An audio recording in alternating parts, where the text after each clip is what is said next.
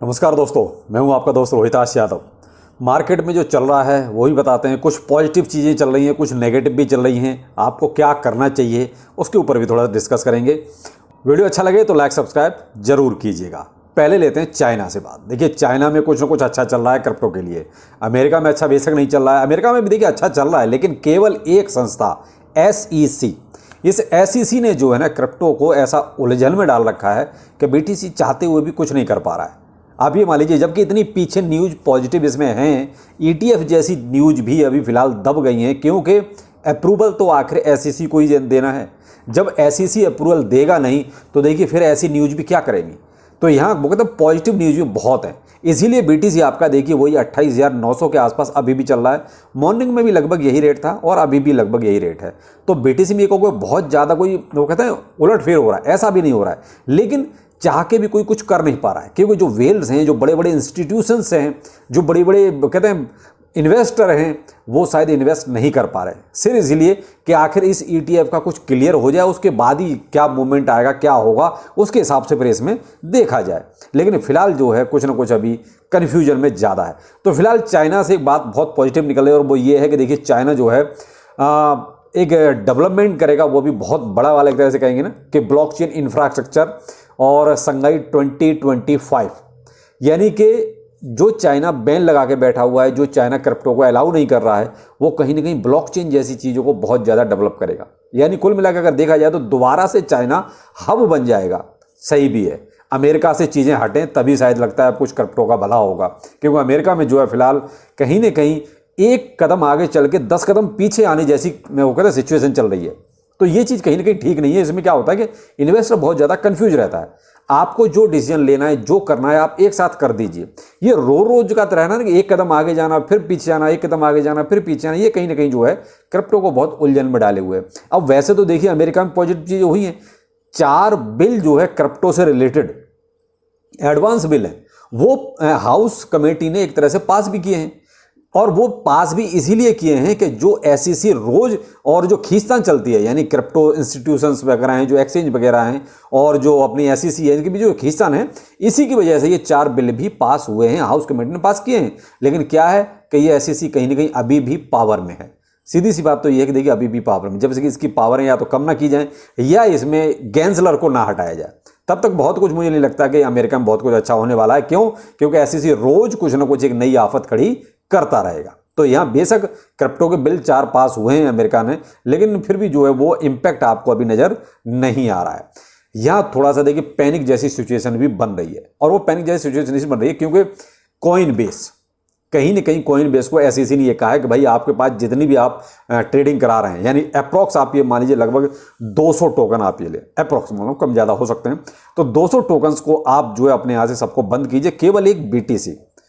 तो भाई ये संभव नहीं है, कैसे हो सकता है? मैंने मॉर्निंग के वीडियो में भी आपको बोला था कि भाई देखिए 200 टोकन्स ऐसे हैं जिन पे थोड़ी सी ये गाज गिरने वाली है, लेकिन अभी कॉइन बेस ने भी ये कहोगे पूरी तरीके से इसको डिनाई कर दिया, ऐसा नहीं किया। कोर्ट कचहरी की बात है तो ठीक है, आप कोर्ट कचहरी आपस में करते रहेंगे, लेकिन क्या रहेगा कि कहीं ना कहीं पैनिक तो रहेगा। अब इसका इंपैक्ट कहीं ना कहीं देखिए टोकन्स पर भी असर नजर आएगा, क्योंकि जो अमेरिकन है वो हो सकता है पैनिक लेने लग जाए, और हो सकता है वो सेलिंग करने लग जाए। तो इसका इंपैक्ट देखिए एक थोड़ा सा पड़ना भी शुरू हुआ। इथेरियम पर लगभग 19,974 इथेरियम कॉइन बेस पर आए हैं। तो भाई अगर ये इंपैक्ट ना होता तो शायद ना आता, लेकिन इथेरियम अब 20,000 के अप्रॉक्स जो है कॉइन बेस पर भी आया है। तो और भी भाई एक्सचेंज हैं जिन पर ये सेलिंग के प्रेशर आ सकता है। यहाँ आपके लिए एक पैनिक न्यूज और हो सकती है। HEX जिसके पास भी टोकन है, भाई थोड़ा सा अलर्ट हो जाइए, क्योंकि इसके फाउंडर को, यानी कि जो पल्स चेन है, इसके फाउंडर को SEC ने सू किया है, यानी कि इस पे लॉ सूट किया है। अब क्यों किया है? अब देखिए जो पीछे जो न्यूज़ चल रही है वो तो ये चल रही है कि ये जो है अनाप शनाप अपनी लग्जरियस चीज़ें खरीद रहे हैं, यानी अपनी डेली यूज की चीज़ें कहें या फालतू की चीज़ें आप अपनी लाइफ के में जो यूज होती हैं उसके लिए वो चीज़ें खरीदना, और कहीं ना कहीं आप इन्वेस्टर का पैसा इसमें यूज कर रहे हैं। एक ट्विटर पे थोड़ा सा इसका क्लिप भी चल रही है, वो काफ़ी सारा सामान स्टोर से ले जाते हुए दिख रहे हैं। तो उनमें कोई भी आप ये कहो कि इन्वेस्टर से रिलेटेड है, ऐसा नहीं है, यानी कि वो अपनी पर्सनल चीज़ें एक तरह से आप मान सकते हो। तो इसलिए अब SEC ने इन पे साहब एक तरह से लॉ सूट किया है फाइल। तो अब यहाँ पर देखिए HEX जो टोकन है वो लगभग आपका 26 से 30% तक की इसमें गिरावट आपको देखने को मिल रही है। फिलहाल करंट में प्राइस 0.006 की सीरीज में ये चल रहा है गिरने के बाद। तो ये गिरा क्यों? गिरा केवल इसी वजह से जो इस पे एसईसी ने लॉ सूट एक तरह से किया है। अब कारण कुछ भी हो सकता है, ये कारण भी हो सकता है। देखिए, हमने इस बारे में सोचा ही नहीं था कि ऐसा कारण भी हो सकता है जिसपे एसईसी लॉ सूट फाइल कर देगा। तो ऐसे तो पता नहीं कितने ऐसे लॉ सूट फाइल हो जाएंगे, हर एक टोकन पर एक तरह से देखा जाए तो लॉ सूट फाइल हो जाएगा। कहीं ना कहीं कोई ना कोई फाउंडर जो है गलती करेगा और लॉ सूट फाइल कर दिया जाएगा। तो ये कहीं ना कहीं जो घुमा के सारी जो एक बात रुक जाती है आगे, वो एसईसी पर रुक जाती है कि इस एसईसी का ही कुछ करना पड़ेगा, क्योंकि जब तक एसईसी का कुछ नहीं होगा तब तक अमेरिका में इस तरीके से पैनिक न्यूज़ें निकलती रहेंगी और कहीं ना कहीं मार्केट में यही कहते हैं कन्फ्यूजन हमेशा पैदा रहेगा। अब आते हैं जापान पर। जापान में देखिए बाइनेंस कुछ बड़ा करने वाला है। अब बड़ा करने वाला देखिए, एक तरह से री एंट्री हो रही है और री एंट्री के साथ साथ जो है एक तरह से 34 टोकन्स बाइनेंस दोबारा से जापान में एक तरह से री एंटर कर रहा है, या ये कहोगे वहाँ दोबारा से लिस्ट कर रहा है, या ये कहोगे दोबारा से एक तरह से वहाँ ट्रेडिंग के लिए अवेलेबल करा रहा है। अब ये 34 टोकन्स कौन से होंगे, अभी देखिए लिस्ट आने बाकी है। अब जैसे ये लिस्ट अगर प्रोवाइड हो जाती है कि कौन कौन से वो 34 टोकन होंगे, तो मे भी आपको इनमें थोड़ा सा अप ट्रेंड देखने को मिल सकता है। लेकिन फिलहाल जो मार्केट की सिचुएशन चल रही है वो कुछ बहुत अच्छी नहीं चल रही है, क्योंकि कहीं ना कहीं ये सारा मामला जो घूम के आता है वो एसईसी पर ही आता है। तो देखिए, फिलहाल मैं तो यही कहना चाहूँगा कि आप जो भी होल्डिंग लेके बैठे हैं उसको होल्ड रखिए। बाकी कोई भी ट्रेड लेने से पहले एक बार जो है मार्केट की सिचुएशन को जरूर देखिएगा, क्योंकि जब तक मार्केट आप एक सही मूवमेंट में ना आए तब तक मैं तो नहीं चाहूँगा कि आप किसी तरह की ऐसी कोई ट्रेड में फंस जाएं जो कि आपको नुकसान देके जाए। और फिलहाल मार्केट बहुत ज़्यादा कन्फ्यूजन में ही है, कुछ भी इसीलिए आप देख रहे हैं कि मार्केट बजाय ऊपर जाने के नीचे जा रहा है।